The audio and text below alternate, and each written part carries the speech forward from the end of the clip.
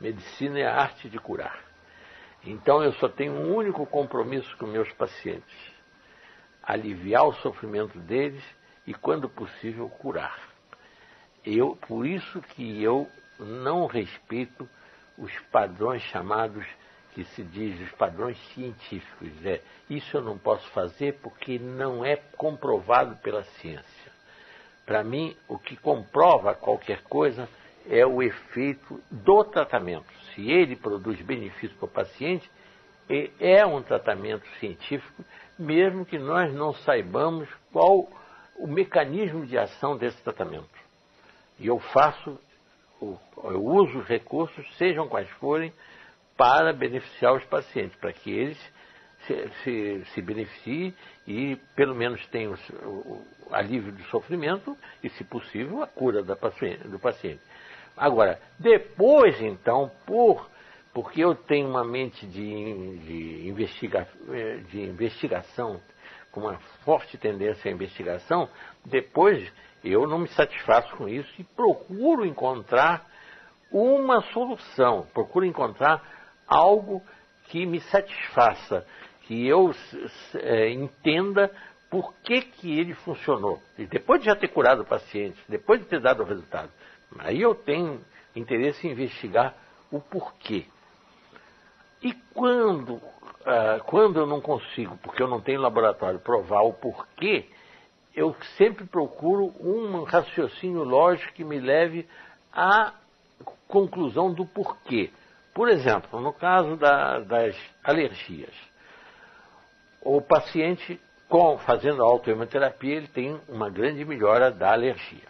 Bom, alergia, na realidade, não é nenhuma doença. É uma reação do sistema imunológico ativada, uma reação exacerbada, devido ao grande número de agressões que o ser humano sofre no dia a dia. No ar que ele respira, poluído, nos alimentos que ele come com substâncias que são agentes conservantes, mas que fazem prejuízo para ele, corantes que usa nos alimentos. Isso tudo são agressões. Então, o organismo das pessoas mais exigentes luta demasiadamente contra isso. Há até já uma suspeita bem fundada de que as pessoas que são muito alérgicas têm muito menos chance de ter câncer, porque têm um sistema imunológico mais zeloso, mais ativado. Isso já é uma suspeita, ainda não é provado, mas já está suspeitando muito disso. Então, o que eu então procurei encontrar uma solução para explicar o que é a alergia e o que representa a cura através da autoimunoterapia. Como se dá essa cura? Inventei uma forma que me satisfez. Como o alergeno é um corpo estranho, ele não é aceito pelo sistema imunológico, daí a briga contra ele e daí as consequências para o paciente, que se tem alergia a inalantes, o que acontece? Ele começa a espirrar, tentando eliminar pelo catarro o alergeno. Se esse alergeno vai lá para os pulmões, o sistema imunológico agride aquilo e produz uma secreção para tentar, com essa secreção, que ele, tossindo, elimine esses alergenos que estão agredindo. Então, na realidade, é uma forma de defesa. A doença não é nem doença, é uma defesa contra o que está fazendo mal, que não deveria existir no ar que está respirando, não deveria existir no alimento que ele está comendo. Muito bem. Então, o que acontece quando se faz a autoimunoterapia? Esses alergenos acabam indo para o sangue, eles acabam se fixando, passando do pulmão para o sangue, passando do nariz para o sangue, porque todos esses órgãos estão cheios de sangue.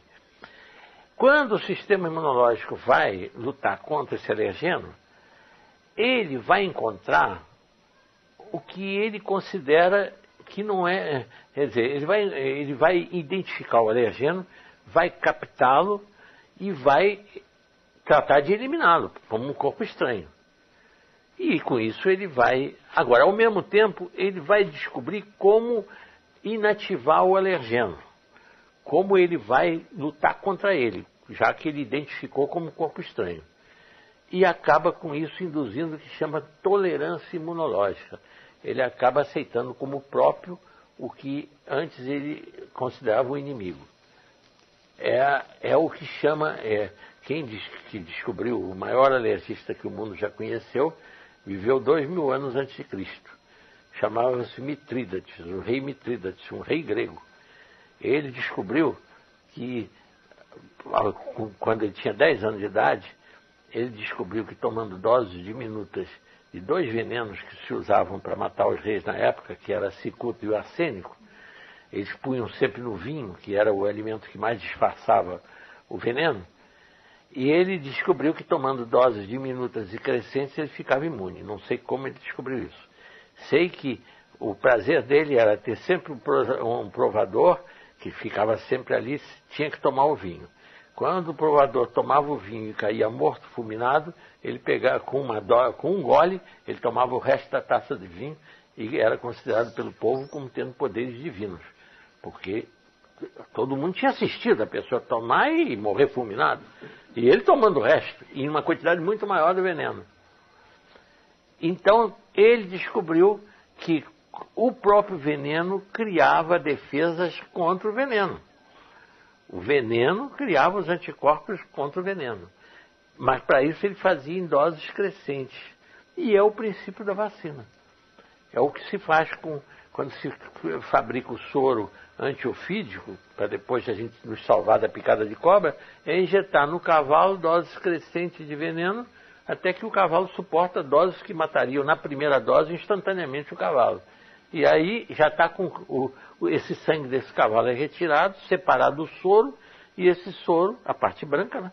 A parte vermelha dos glóbulos é jogada fora, fica com a parte branca, e essa que é o soro antiofídico. Mas quem descobriu isso tudo foi o rei Mitrídates, 2000 anos antes de Cristo.